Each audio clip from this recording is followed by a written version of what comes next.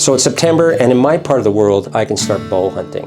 That means I can run around the forests and start flinging arrows at big game, and if I'm lucky, take one home and eat it. This guy I've kept because it was my most epic shot. Mule deer was 60 yards away, a bit of a quartering away shot. My pins were set at 10, 20, and 40, and I raised this pin up over its back and let this thing go. And this guy flew, came down beside, kind of high and beside its right shoulder, and down through its heart and out its left armpit, and the thing literally walked 2 feet and it was dead. I kept this head and what's left of the shaft. You can see it's a bit chewed up from popping through those ribs. Before I show you these two little beauties, check this cool pack out. This is pretty cool, guys. This is a vintage Pioneer brand Trapper Nelson Indian pack with the pack board number 3 on it. This guy's about 1950s, I believe. These things are very cool. If you've never had a pack with a good backboard on it, you really got to check one of these out. What makes these things cool is the backboard, of course, and this one's all wood. You can see how the bag actually clips onto the sides of the frame. So that's kind of cool. You can pop the bag off by just pulling this pin. And the pin looks like a bent coat hanger, but it's not. It's actually pretty rigid. I'll show you that in a second. There it is. You've got 2 pockets on this guy, and that's it. It's got a large one here, and they're really big. Tons of room with a brass snap. That's this guy here in the front. And then you got another larger one, of course, the main bag. With some cool leather tie downs here. One of them is broken, but I'm going to get that repaired. The main pocket's huge. Here it is with a 2.4 of PBR, but if it's a long weekend, you can easily fit 2 cases of beer in this pack. It's got a tie down with a couple brass grommets, good there. But the main thing is, it's the backboard. It makes this thing so cool. I'm going to pop this off for you. So Lloyd Nelson put a patent on this in 1922. That's where the Nelson name comes from. He went on an expedition in the early 20s and saw that the Inuit, of course, were using backboards as well. So he made this design up, and prior to this, I guess the 1920s, you would just be carrying a sack with straps. So this was pretty cool. So very cool design, a very old design. I'm really pumped about this one because I paid 10 bucks for it. Picked it up about 2 months ago. I got a couple repairs to do on it. Well, actually just that one strap, this guy here. But I'm going to get that done. I've got an awesome shoemaker guy I've taken a couple shoes to, and I'm going to get him to fix this up because I'm going to use it this fall for hunting. And on that note, let's get back to the knives.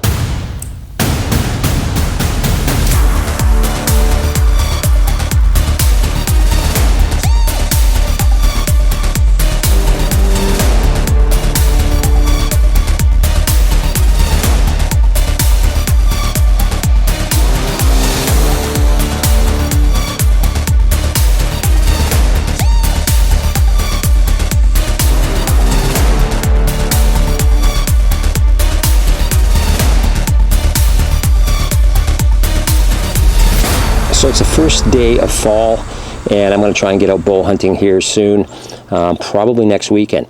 It is September. Our bow hunting season here opens months ahead of the rifle big game season, and it can be warm. I mean, last night it was cold here. We got a dusting of snow in the mountains, some fresh powder, so winter is coming. A little bit of frost this morning, but later in the week it's going to be like 75 degrees, 27 C. Ish, and that's hot, man. That's really hot. If you've got an elk down or a moose or a deer, you got to get that thing apart quick and get that meat cooling. And there they are. I'm not a Bark River fanboy, but these guys I've had for a long time. I've heard recently that there's some QC issues with Bark River. I'm not sure if that's real. These guys are way before any issues with quality. These are wicked knives. These guys I use a little differently than maybe some people, but this is my favorite combo, bow hunting or hunting in general, and I'll show you why. Everybody I knew, well, my dad had a big honkin' hunting knife, and that's what they use, just the one knife, and that's awesome. This is if you haven't guessed it yet, this is a Bravo 1. This thing is just a beast of a knife. Now there's others you can use, of course, but I don't carve up or quarter big game with this. This is kind of my, this is a survival knife, I guess you'd call it. This is a convex grind. I've done other videos on this knife, but this is a convex grind, so it splits wood amazingly. This is not going to fight off a bear. This is just going to make them mad. But I use this in case, it's just kind of a feel-good knife for me. I carry this on my left shoulder pack strap, so I can get it out of the sheath with either hand. On my right hip is a can of bear spray. I'm not going in there thinking this is going to protect me from a bear. Maybe a cougar. Maybe something a lot smaller than a grizz. But this is on me just to survive. And this will split wood. This thing is awesome as far as a survival knife, as far as I'm concerned. So I don't use this to quarter game. I use it to, you know, in case I need it in emergency. I gotta chop up or slice and dice some wood, get a fire going. That's what that guy's for. Normally, like I said, my dad would have a big knife like this, and that would be a one-shot deal. And I think a lot of people just carve stuff up with something bigger. But this is the guy. This guy is my favorite.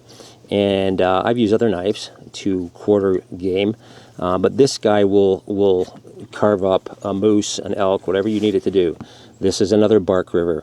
This is a convex grind again. This is a Bark River Mini Fox River, and this is CPM S35VN, and this is an awesome knife. And the reason this is important in September, if I'm bow hunting, is this guy doesn't dull quickly. If I've got another knife in there that I got to sharpen, that's going to be an issue if it's getting warm out and I've got meat. I don't want any meat to spoil. I got to get it off the beast and get it cooling quickly. So this thing will quarter out stuff, and I'm talking elk, whatever you've got in the ground. And this is all I need. I just got to take things apart. A nice small blade like this is awesome. This would not be a big deal in November because obviously it's a lot cooler out. So you can take your time, but you know, really a rule of thumb is you want the meat out and off as fast as you can. And I'm not, I don't gut anything. I just quarter it so I can haul it out. Obviously, if you're, you know, if you're near a vehicle, it's easy to do to gut it, but you're still going to play around with the carcass. And if you're by yourself, it's a pain. I just like quartering it. I pull the back straps out, the tenderloins, and all 4 quarters, and away I go. Other knives I have used, like this knife in a tube, I quartered out a mule deer or whitetail, I can't remember, mule deer I believe with this. And this is awesome. These are awesome knives. This is a Hella Harding, and this is a beauty knife. Man, these things you can get crazy sharp.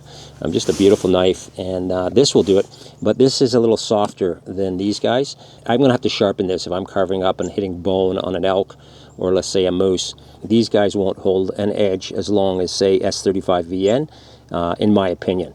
Again, sharp as heck, easy to sharpen, but it's also a little bit softer.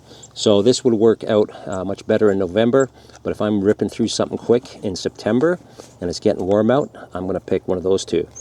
Another one I want to try, and I was thinking about doing it this year, a buck 112 or 110. This is a 112. Of course that would do. I bet you a buck 110 is probably taking apart more beasts than anything.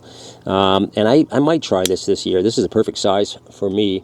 That little mini Fox River blade is about just under 3 inches, and I find that perfect for deboning stuff or, you know, pulling quarters off. So this would do it as well. The only thing about a you know, folder compared to a fixed is it's a lot harder to clean. I'm going to have all kinds of blood and guts in this thing.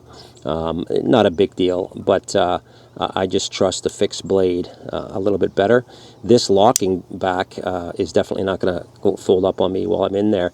But yeah, maybe I'll try it this year.